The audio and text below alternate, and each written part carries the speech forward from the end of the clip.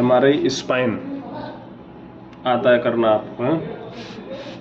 आता है करना MRI स्पाइन? हाँ सर। कौन कौन सीक्वेंस लोगे इसमें बताओ? T2 sagittal, T1 sagittal, T2 sagittal, T1 sagittal, तेज बोलो। Trim coronal, T2 axial, T1 axial, ये रूटीन में चलाएंगे सर। रूटीन के अलावा? सर अगर कॉन्ट्रास्ट है तो T1 FS चलाएंगे, और नर्व रूट वगैरह देखना है तो हम T2 TSC 3D चलाएंगे। T2 TSC 3D किस में चलाओगे? सजाइटल में, कॉर्नल में, एक्सियल में? सर कॉर्नल में चलाएंगे। अच्छा, ऐसा कौन सा स्पाइन है जिसमें नर्व रूट नहीं देखते? नर्व रूट तो सब में देखते हैं, तो सब में T2 स्पेस चलेगा। नर्व रूट आपने कौन सा स्पाइन में देखे हैं? सर्वाइकल में देखे हैं, लंबर में देखे हैं, डोर्सल में देखे हैं, सैक्रम में देखे हैं, कोकिक्स में देखे हैं? थोरेसिक में नहीं, थोरैक्स में देखते हैं? नहीं देखते। थोरैक्स में नर्व रूट नहीं देखते, तो आप स्पेस सीक्वेंस को थोरैक्स में चलाओगे या नहीं? और सर्वाइकल में? सर्वाइकल में चलाएंगे। किस लिए? Brachial plexus. ब्रेकियल प्लेक्सिस देखने के लिए स्पेस चलाओगे। ब्रेकियल प्लेक्सिस, ब्रेकियल प्लेक्सिस के एनाटॉमी बताओ, कहाँ से स्टार्ट होता है, कहाँ पे एंड होता है?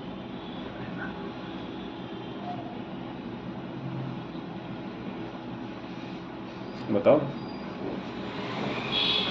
और ब्रेकियल प्लेक्सिस के सीक्वेंस भी बताओ।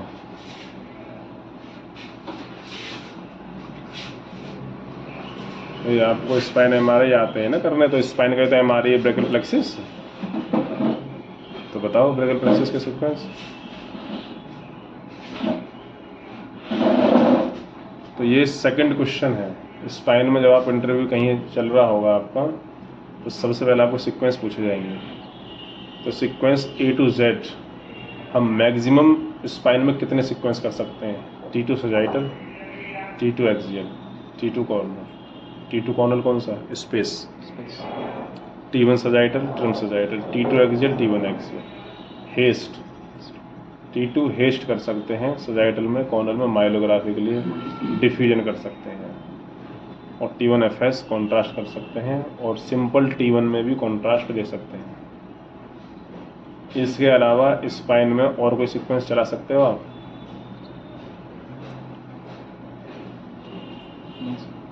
यही है टोटल। अगर कोई मेटल का आपके पास पेशेंट आ गया, किसी के स्पाइन में इंजरी हुआ है, ऑपरेट हो चुका है, उसको स्क्रू डला है, कौन सा सीक्वेंस चलाओगे? सर सीक्वेंस ही चलाएंगे। टेक्निक होती है सर सीमेक या वॉट। सीमैक? यस सर, वो टेक्निक हम ऐड कर देंगे सीक्वेंस में। उसको ऐड करने से क्या हो जाएगा? सर आर्टिफैक्ट्स कम हो जाएंगे। कौन सा आर्टिफैक्ट? Metal artefacts. तो चलाया है सीमैक कभी? सीमैक सीक्वेंस आपने यूज़ किया है? Yes sir. कितना टाइमिंग होता है सीमैक का? किसी पेशेंट का क्या होगा आपने तो मालूम होगा, 5 minute, 2 minute, 1 minute? Sir normal से टाइमिंग बढ़ जाता है, वो टेक्निक। कितना बढ़ जाता है बताओ? अच्छा, स्पाइन में फैट सैचुरेटेड सीक्वेंस कौन कौन से हैं?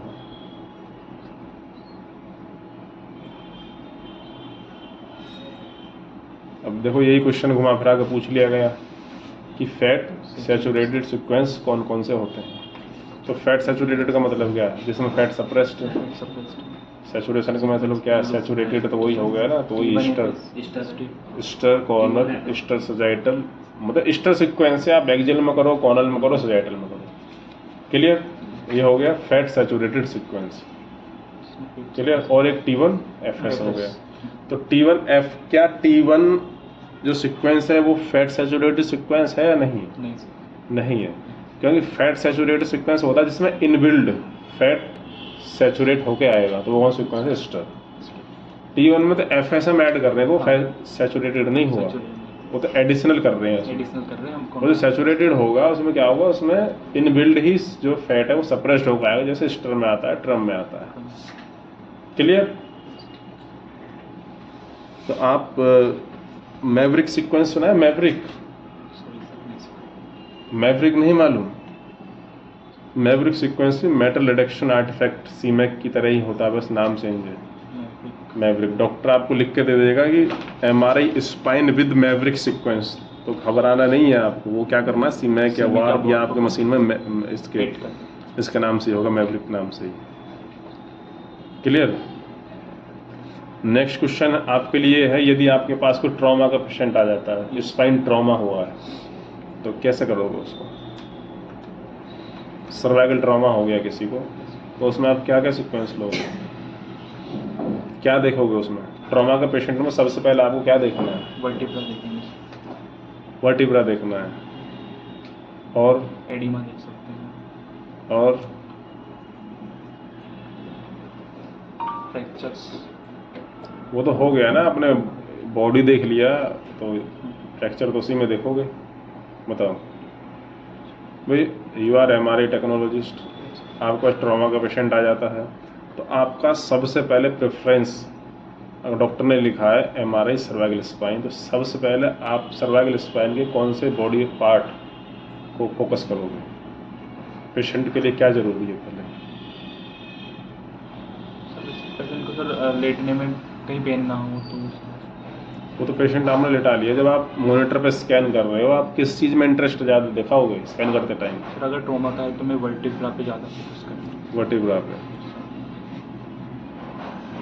वर्टिब्रा पे या स्पाइनल कॉर्ड पे? आपके सर अकॉर्डिंग क्या वर्टिब्रा जरूरी? पे मैं फोकस करूँगा। वर्टिब्रा तो वर्टिब्रा फोकस करने के लिए कौन सा ओरिएंटेशन चलाओगे आप? T2 से चलेगा। तो सजाइटल में वर्टिब्रा दिखती है? वर्टिब्रा तो टोटल एक्सिल में दिखती है, हाँ, उसमें तो वैसे आपको बॉडी दिख जाएगा, सब प्रोसेस वगैरह बने स्पाइनल कॉर्ड बेस्ट दिख रहा है T2 स्टेज में। तो यदि ट्रॉमा का पेशेंट आ जाता है, तो आप T2 सीक्वेंस पहले रन करोगे? बताओ। अब देखो, यदि आपके पास ट्रॉमा का पेशेंट आ जाता है, तो ट्रॉमा में सबसे पहले हम जब पेशेंट की हिस्ट्री लेते हैं, या बहुत ज़्यादा ट्रॉमा है, पेशेंट का अटेंडेंट है, तो हिस्ट्री तो आपको पता ही चल गया, तो सबसे पहले आपको देखना उसकी पावर ऑफ लिम्ब, लिम्ब में पावर है या नहीं, हाथ पैर चल रहे हैं या नहीं चल रहे हैं, वीकनेस है उसको, तो सबसे पहले फोकस क्या करोगे आप? Spinal cord. Spinal cord compress तो नहीं हो गया, या फ्रैक्चर हो गया, कोई बोन का कोई फ्रेगमेंट स्पाइनल कॉर्ड के अंदर तो नहीं चला गया है, तो अगर स्पाइनल कॉर्ड उसका डैमेज हो गया तो उसका पूरा सिस्टम खत्म है, बॉडी पैरालाइज हो जाएगी। एक फ्रैक्चर होने की वजह से बॉडी पैरालाइज नहीं हो सकती, बॉडी पैरालाइज किससे होगी? स्पाइनल कॉर्ड इंजरी से। तो सबसे पहले आप उसको क्या करोगे? ट्रम सजाइटल, क्योंकि ट्रम सीक्वेंस में एक तो आपको हाइपर इंटेंस दिखाई देगा आपके लिए, मतलब आप T2 के कंपैरिजन में स्ट्रम में पैथोलॉजी जल्दी पकड़ सकते हो। एक तो ये भी हो गया कि ट्रम में बहुत ज़्यादा हाइपर इंटेंस दिखता है T2 के कंपैरिजन में। तो पहले आप स्पाइनल कॉर्ड को फोकस तो सब कुछ ही करना, बट आपको करने का जो रिएक्शन होगा, इंटेंसिटी जो क्या होगी, स्पाइनल कॉर्ड, आपको सबसे पहले स्पाइनल कॉर्ड देखना है। कहीं ट्रॉमा हुआ है तो कहीं कॉर्ड कंप्रेस तो नहीं हो गया है, कॉर्ड कंप्रेस हो गया तो फिर उसका लोअर लिम्ब या अपर लिम्ब वीकनेस हो जाएगा। ठीक है, तो ट्रिम सजाइटल सीक्वेंस चलाएंगे ट्रॉमा के केस में। ट्रिम सजाइटल करो, फिर T2 सजाइटल करो, फिर T1 सजाइटल करो।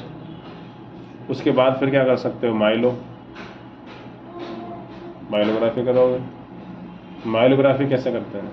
नहीं, तो माइलोग्राफी नहीं करनी आती आपको, स्पाइन का MRI कर लेते, माइलो करनी नहीं आती, ऐसे कैसे पॉसिबल है? सीक्वेंस बताओ माइलोग्राफी का, बताओ। अच्छा, इसमें जैसे ये सीक्वेंस कौन सा है?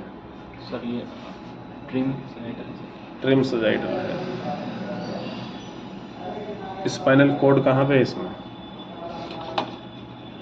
ये स्पाइनल कॉर्ड और CSF, ये CSF, और डिस्क, ये इंटरवर्टिब्रल डिस्क, और बॉडी कहाँ है?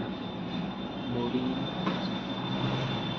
इंटरवर्टिब्रल बॉडी, एक इंटरवर्टिब्रल डिस्क होती है, एक होती है इंटरवर्टिब्रल बॉडी। तो बॉडी कहाँ है इसमें?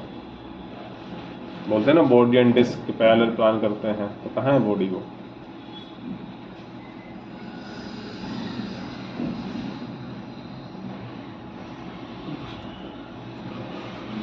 आपने सर्वाइकल स्पाइन का MRI किया है, इसमें CV जंक्शन बताना कहाँ पे?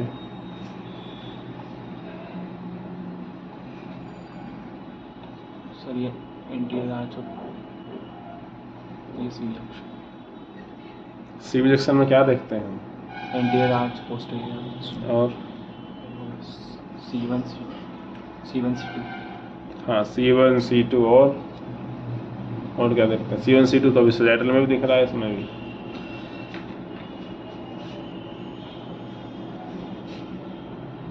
CV जंक्शन के प्रोटोकॉल बताओ आप, सीक्वेंसेस बताओ। करा है CV जंक्शन?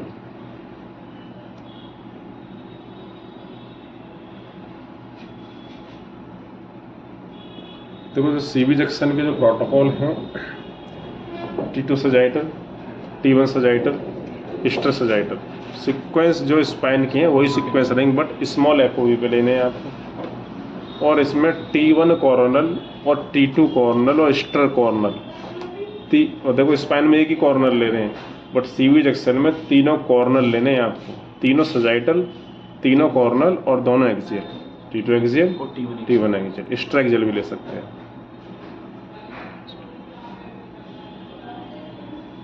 और स्लाइस थिकनेस स्पाइन से कम रहेगी। अगर स्पाइन आपने 4 mm पे किया तो CV जंक्शन कितने mm पे हो जाएगा? 3 mm पे। Distance factor 0। स्पाइन में डिस्टेंस फैक्टर वैसे 0 से 10 तक ही रखते हैं। क्लियर? लंबरलाइजेशन क्या होता है? लंबरलाइजेशन क्या होता है बताइए।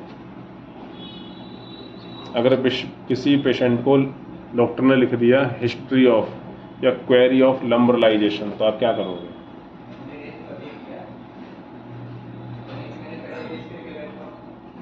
मालूम है लंबरलाइजेशन? सैक्रलाइजेशन? Yes sir. सैक्रलाइजेशन मतलब क्या है? तो सैक्रम बोन पर से एडिमा, सैक्रम बोन पे एडिमा आने को सैक्रलाइजेशन बोलते हैं, या वो सैक्रलाइटिस होता है? लंबरलाइजेशन में सैक्रलाइजेशन और एक सैक्रोलाइटिस में डिफरेंस नजर नहीं आ रहा? अभी एक काम करो, आप फिर से आना इंटरव्यू देने के लिए। क्लियर? इनकी पहले तैयारी करो फिर बताना। और देखो, लंबरलाइजेशन का मतलब क्या होता है कि कंजेनाइटल बाय बर्थ लंबर किसी पेशेंट को कम होती है। लंबर कितने होते हैं? 5। और किसी को हो सकता है L, मतलब लंबर 4 ही हो। तो लंबर की वर्टिब्रा कम होने को बोलते हैं लंबरलाइजेशन। और इसी टर्म होता है सैक्रलाइजेशन, कि किसी को सैक्रम कितने होते हैं? 5, किसी को 4 भी हो सकते हैं। ठीक है? और तीसरा पॉइंट इसमें C1 C2 मोस्टली फ्यूज होता है, बट जरूरी नहीं है सबका फ्यूज ही हो, ऐसा तो है नहीं। हाँ, 100 में से 99 लोगों का फ्यूज होता है और किसी एक का विदाउट फ्यूज भी हो सकता है। कंजेनाइटल डिसऑर्डर बोलते हैं इनको।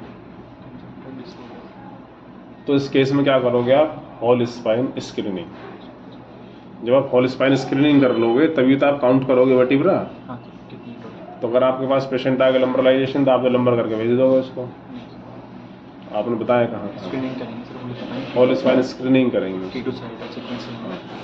यदि किसी पेशेंट की लिथियसिस की हिस्ट्री है, वो सॉरी स्कोलियोसिस की, स्कोलियोसिस का पेशेंट है जिसकी रीढ़ की हड्डी टेढ़ी मेढ़ी हो जाती है, स्कोलियोसिस, और उसका डॉक्टर ने स्क्रीनिंग लिखा है, तो कौन सा सीक्वेंस करोगे आप स्कोलियोसिस में? T2 सही। गलत। सजाइटल में स्कोलियोसिस कहाँ दिखाई देगी? कॉर्नल में दिखाई देगी, तो कॉर्नल करोगे। T2 कॉर्नल करो या स्टर कॉर्नल करो। स्कोलियोसिस किसी पेशेंट को है तो क्या करोगे? कॉर्नल में आप स्क्रीनिंग करोगे। हेमीवर्टिब्रा एक कंडीशन आती है, हेमीवर्टिब्रे, क्या मतलब है इसका?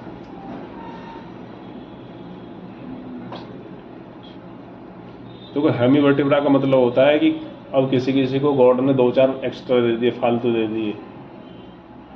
C7 है या D12 है तो D12 13 14 हो गए। हैमी मतलब मल्टीपल वर्टिब्रा बन जाते हैं, किसी को 1-2 वर्टिब्रा एक्स्ट्रा हो जाती है। हाँ बाई बर्थ। इसमें क्या करोगे आप? इस कंडीशन में हम CT कट करते हैं, CT स्कैन करते हैं, क्योंकि उसमें वर्टिब्रा को हम काउंट कर सकते हैं। जरूरी नहीं है CT स्कैन करें, और बहुत सी जगह करते हैं। आपको करने के लिए बोला जाए तो आप कर दो, आपको कॉन्फिडेंस है या कॉनल, वो डिपेंड करते हैं सारी चीज़ें स्कैन के ऊपर।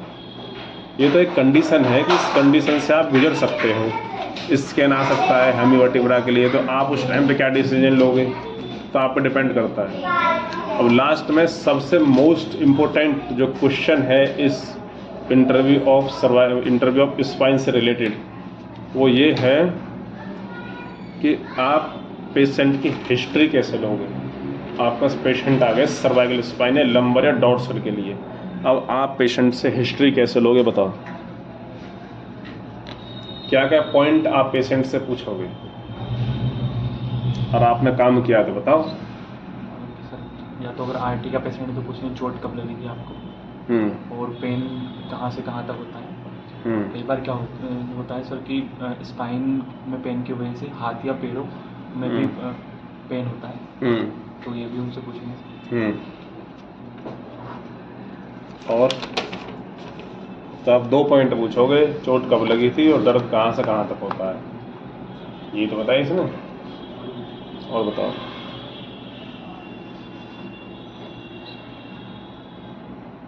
कोई मेटल तो पहले आपको ऑपरेट नहीं हुआ है। चलो मेटल के बारे में पूछ लिया आपने। हाँ, उसके बाद चलो ये पॉइंट नोट कर लो कि हम पेशेंट अगर स्पाइन से रिलेटेड है तो हिस्ट्री में कितने पॉइंट हम रख सकते हैं, क्या क्या आप पूछ सकते हैं हिस्ट्री से रिलेटेड। क्लियर। तो जैसे पेशेंट सबसे पहले आपके पास आया तो सबसे पहले हम उसका नाम कन्फर्म करेंगे कि जो पेपर आपके पास है आपके सामने वही पेशेंट खड़ा है, और पेशेंट के साथ उसको डॉक्टर का नाम और उसका एज और जेंडर आप मैच करोगे।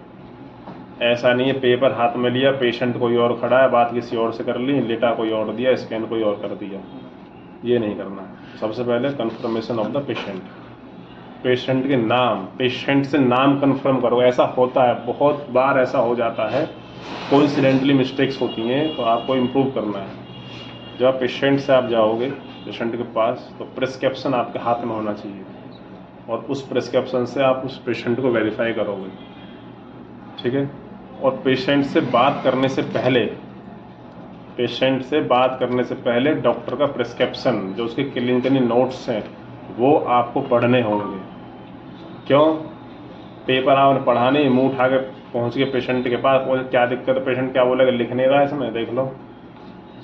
उस कंडीशन पर पेशेंट, हर तरीके का पेशेंट आता है, ठीक है। तो दूसरा पॉइंट क्या हो गया कि पेशेंट हिस्ट्री लेने से पहले डॉक्टर का प्रिस्क्रिप्शन आपको पढ़ना है। क्लियर। उसके बाद पेशेंट का प्रिस्क्रिप्शन आपने पढ़ लिया, फिर आप पेशेंट से आपने हिस्ट्री पूछा कि भाई जैसे पहला पॉइंट। और तीसरा जो सबसे मोस्ट इम्पोर्टेंट है इसमें क्या है कि किसी भी, या तो कोई वेटिंग एरिया हो या रिसेप्शन एरिया हो, पेशेंट को हिस्ट्री आप प्राइवेसी में रखोगे। 10 लोग बैठे, बोले आपको क्या दिक्कत हो रही है, ये सारी चीज़ें मैटर करती हैं आपके, सब डिपेंड करता है आपके ऊपर। पेशेंट हिस्ट्री लेने के लिए, पेशेंट को रेडी करने के लिए एक स्पेस होता है हर हॉस्पिटल में, डायग्नोस्टिक सेंटर में, सब में।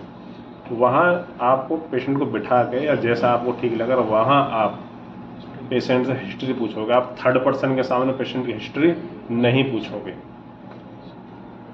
क्लियर। तो अब आप पेशेंट से हिस्ट्री लेना स्टार्ट करोगे, और हिस्ट्री लेने से पहले आप क्या कराओगे, पेशेंट को चेंज कराओगे।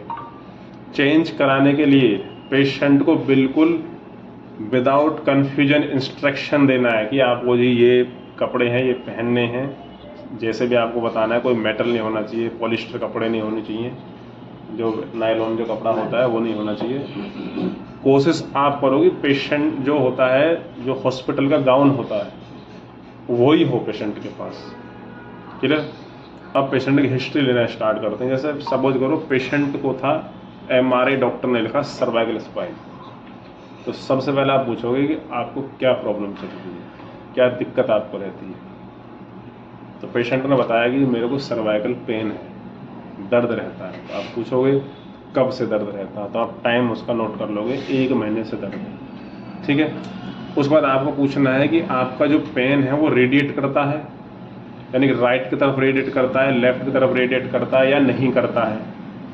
यदि किसी पेशेंट का राइट की तरफ पेन रेडिएटिंग पेन बोलते हैं उसको, क्या रेडिएटिंग, चलता हुआ पेन, ये हिस्ट्री में लिख के देना होता है कि cervical pain with radiating to the right side, कि भाई राइट साइड के लिए। तो इसका मतलब क्या हुआ, राइट साइड का नर्व रूट देखना है। देखना तो दोनों ही है, लेकिन राइट साइड में हो सकता है उसको प्रॉब्लम हो, तो रेडिएटिंग पेन आपको पूछना है। ठीक है। तीसरा पॉइंट कि आपको कोई ट्रॉमा तो नहीं हुआ, कोई चोट तो नहीं लगा। अब चोट का मतलब ये नहीं होता कि वो पहले छत से गिरेगा या उसका एक्सीडेंट होगा। ट्रॉमा में जर्क भी आता है, झटका लग गया, स्प्रेन हो गया, वो भी ट्रॉमा ही होता है। ट्रॉमा का मतलब टूटना ही नहीं होता, किसी ने गर्दन पकड़ के ऐसे खींच दी, हो गया ट्रॉमा। तो कोई आपको जर्क तो नहीं लगा, स्प्रेन तो नहीं आ रहा है, ये पूछना है। उसके बाद कि इस एमआरआई से पहले आपका कोई एमआरआई हुआ है, यानी कि ओल्ड इन्वेस्टिगेशन, आपका कोई पुराना इन्वेस्टिगेशन हुआ है सर्वाइकल से रिलेटेड। अगर वो हुआ है तो आप उसके रिपोर्ट्स पेशेंट से ले सकते हो। अगर पेशेंट मना करे तो आप उसके साथ ज़बरदस्ती नहीं करोगे, लाओ दो। पेशेंट को उसके पैसे एडवांटेज और डिसएडवांटेज बताओ कि आपके पास ओल्ड इन्वेस्टिगेशन है तो डॉक्टर आपकी रिपोर्ट को कंपेयर करके एक अच्छा रिजल्ट आपको दे पाएंगे। अगर आप नहीं भी दोगे रिजल्ट तब भी अच्छा आएगा। कभी उसको माइंड में कन्फ्यूजन हो जाए कि मैं नहीं दूंगा तो मेरी रिजल्ट या रिपोर्ट ठीक नहीं आएगी। ठीक है। तो ओल्ड इन्वेस्टिगेशन, उसके बाद उसका कोई, ये तो ओल्ड इन्वेस्टिगेशन आपने पूछ लिया कि भाई कोई ट्रॉमा हुआ है नहीं हुआ, रेडिएटिंग पेन आपको पूछना है। उसके बाद पूछना है नम्बलेस। क्या पूछना है? नम्बलेस, कि आपकी जो फिंगर है या हाथों में कोई नम्बलेस तो नहीं, सुन्नपन तो नहीं रहता? क्या सुन्नपन, या बॉडी कोई वीकनेस तो नहीं है, हाथ पैर ऊपर आप उठा पा रहे हो नहीं उठा पा रहे, यानी वीकनेस। यानी कि आपको जितनी भी हिस्ट्री पूछनी है किससे रिलेटेड पूछनी है? न्यूरो, यानी ब्रेन एंड स्पाइन से रिलेटेड। तो वीकनेस, नम्बलेस, रेडिएटिंग पेन, ये सब क्या होते हैं?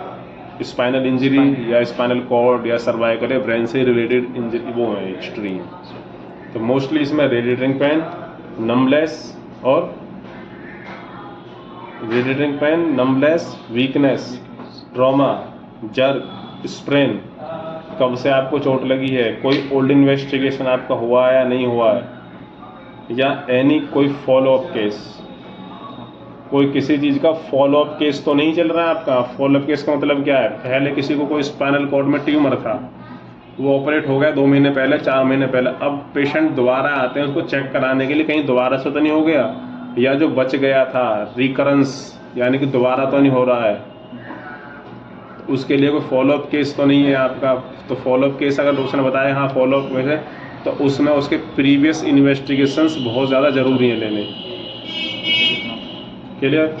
यदि उसकी कॉन्ट्रास्ट स्टडी है तो पेशेंट फास्टिंग पे होना चाहिए, यूरिया क्रेटिनाइन नॉर्मल होना चाहिए, और कंसेंट फॉर्म फिलअप कराओगे। पेशेंट से कंसेंट फॉर्म फिलअप कराना है, या वो कॉन्ट्रास्ट का हो या ना हो। एमआरआई में कंसेंट फॉर्म सबसे फिलअप कराना होता है, उसको बताना होता है। तो ये सारे पॉइंट जब पेशेंट के साथ डिस्कस करोगे तभी तो आपको जॉब मिलेगी। अब बोलोगे स्पाइन का मैं तो कर लूँगा, स्पाइनल कॉर्ड पहले कर लूँगा और ये कर लूँगा, हो गया हमारे। ऐसे हमारे तो दुनिया में सब कर रहे हैं। तो आज आपको क्या बनाना है? एक प्लेन पेपर लो, स्पाइन उस पर लिखो, सब super spine, clinical indications, spine में रिलेटेड 10 से 20 बीमारियों के नाम लिखो। उसके बाद स्पाइन में टोटल कितने सीक्वेंस हम यूज कर सकते हैं, 2 हो गया। उसके बाद सबके प्लानिंग कैसे होगा, और कोई एडिशनल प्लान है तो वीडियो के कमेंट्स बॉक्स में आप हमसे पूछ सकते हो। क्लियर? उसके बाद उसका हिस्ट्री, पोजीशन, और देन उसकी अनाटमी, और देन उसके बाद पैथोलॉजी, तब जाके आपका स्पाइन प्रोफाइल कंप्लीट होगा। ऐसा नहीं है एमआरआई मुझे सर्वाइकल करना आ गया, लंबर आ गया, हो गया स्पाइन के एमआरआई। अभी इसमें न्यूरोग्राफी रह गया, lumbar plexus, sacral plexus, brachial plexus. जैसे हमने क्वेश्चन किया था कि कहाँ से स्टार्ट होता है ब्रैकियल प्लेक्सिस, कहाँ पे एंड होता है, ठीक है, तो कहाँ से होता है, C4 से D1 D2 तक का जो एरिया होता है वो ब्रैकियल प्लेक्सस का होता है। तो वो देखना है कहाँ से उसकी नर्व रूट जाना है, तभी तो आप प्लानिंग करोगे। क्लियर? तो आपका इंटरव्यू में हो फेल, अब आना नेक्स्ट टाइम। ठीक है, तो गाइज इस वीडियो में सर्वाइकल स्पाइन का बेसिक इंटरव्यू था, बेसिक यानी कि आपको 1 ईयर का एक्सपीरियंस है, 1 ईयर एक्सपीरियंस पे इंटरव्यू हुआ है आपने 5 ईयर एक्सपीरियंस बोल दिया, तो फिर ये इंटरव्यू के अलावा एडवांस इंटरव्यू होते हैं। फिर डिस्प्ले पे पिक्चर लगाई जाएंगे, आपसे पूछा जाएगा बताओ इसमें क्या है, आप नेक्स्ट सीक्वेंस कौन सा रन करोगे इसमें। अब डॉक्टर आपके साथ थोड़ी ना बैठ रहेगा बार बार प्लानिंग दिखाने के लिए, इसमें एडीमा आ रहा है, इसमें डीजेनरेटिव आ रहा है, इसमें हर्निया आ रहा है, इसमें कोड आ रहा है, वो सब आपको देखना होगा। तो फिर इसका करेंगे हम second advance interview of spine. Clear?